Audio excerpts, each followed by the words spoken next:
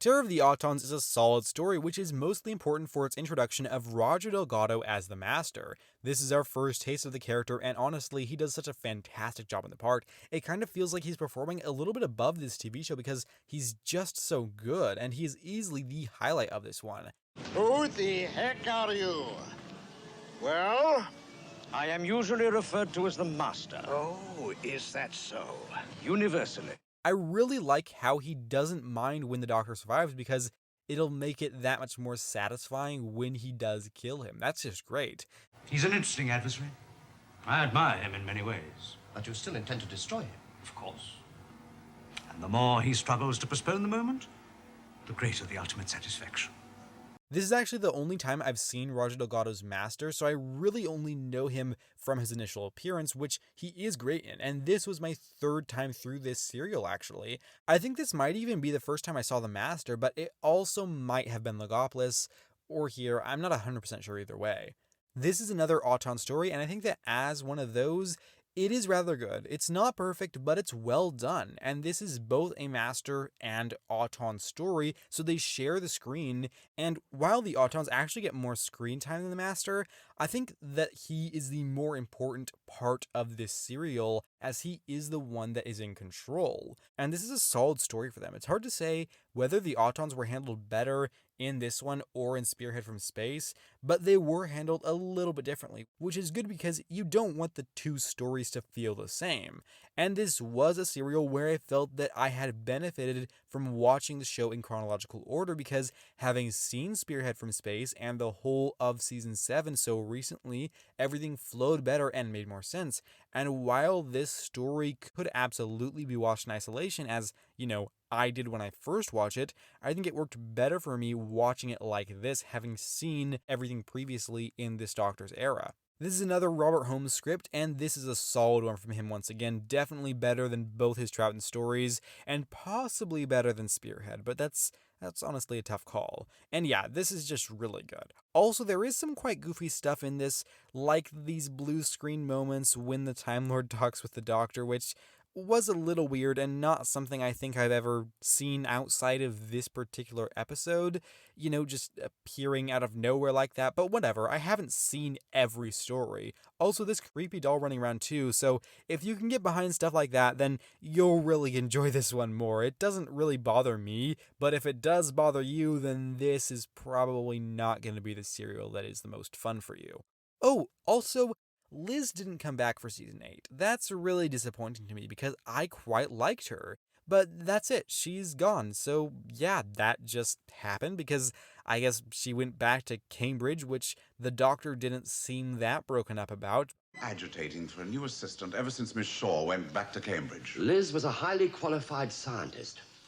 I want someone with the same qualifications. Nonsense. What you need, doctors, Miss Shaw herself so often remarked, is someone to pass you your test tubes and to tell you how brilliant you are. I don't know, I guess just a few seconds of him being a little sad would have been nice. Maybe he's just expressing himself differently by taking it out on Jo, who knows. I could spend more time talking about why I'm not okay with this, but the show barely mentioned her absence, so I guess I'll do the same. Also, this is our introduction to Jo. She's perfectly fine. Only being able to talk about this story, I don't have much to say about her yet, but whatever. I hope she gets better and becomes a smarter and more likable character like Liz. She's got many stories left, so I'll give her a shot. I know she's a fan favorite, and I do hope that I come to quite like her. The Brigadier is fine, and that part's pretty good. I kind of wish he wasn't quite as involved in these stories, but it is what it is. Maybe he'll grow on me more. We'll see. This device of his, is it very powerful? Well, I should say roughly equal to a 15-megaton bomb. Really? Well, the research boys would be glad to get their hands on this. Too late, Brigadier. I've boiled out the contents. The weapons that you have on Earth are quite nasty enough as it is. The Doctor is great, and he's a little more bitter in this one than normal, possibly because Liz left. It's hard to say for sure, but he can be like that sometimes, and he's still a lot of fun. I do love John Pertwee as the Doctor. If my agents don't turn up something soon, I'm going to surround and search every factory on that list. You know, Brigadier, your methods have all the refined subtlety of a bull in a china shop. But yeah, he's definitely a little more mean this time around than you would normally see. No. It's all right, I've dealt with it. Dealt with it? You've ruined it. But your match was on fire. 3 months' delicate work, and now look at your ham-fisted bun vendor. I'm going to have a little spoiler for the end of this story. If you care, you can skip to this time as shown on screen if you want to avoid it. It's not that big of a deal, but if you do, then skip to that now. Otherwise, let's continue. I like how the Master is trapped on Earth with the Doctor. I think that is a great setup for this season. And now he's stuck here on Earth. Yes, I'm afraid so. Think he'll turn up again, Doctor? Bound to. You don't seem very worried about it. I'm not. As a matter of fact, Joe, I'm rather looking forward to it.